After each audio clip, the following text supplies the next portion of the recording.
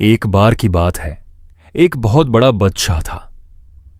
उसका दरबार हमेशा लोगों से भरा रहता और वो अपनी अकालमंदी के लिए मशहूर था। लेकिन बादशाह को एक अजीब आदत थी, उसे लंबी और खत्म ना होने वाली कहानियां सुनने का बहुत शौक था। एक दिन उसने ऐलान करवा दिया, जो मुझे ऐसी कहानी सुनाएगा जो कभी खत्म ना हो, मैं उसे अपनी आधी सुल्तानत दे दूंगा।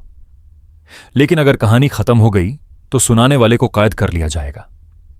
कई कहानी को स्टोरी टेलर्स आए, उन्होंने दिन रात कोशिश की, लेकिन आखिर में उनकी कहानी खत्म हो जाती और वो कैद हो जाते।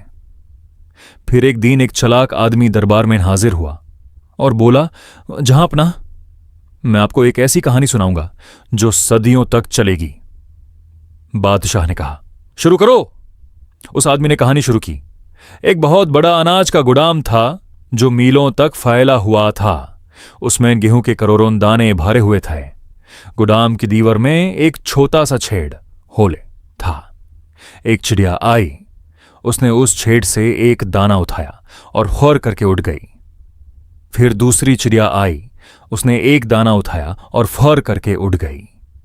फिर तीसरी चिड़िया आई, उसने एक दाना उठाया और फौर करके उड़ गई। वो आदमी घंटों तक यही बोलता रहा। बादशाह थक गया और बोला, भाई आगे तो बढ़ो, इन चिड़ियों के बाद क्या हुआ? आदमी ने मुस्कुराकर जवाब दिया, जहांपना, अभी तो सिर्फ 3 दाने निकले हैं, अंदर तो करोड़ों दाने बाकी हैं।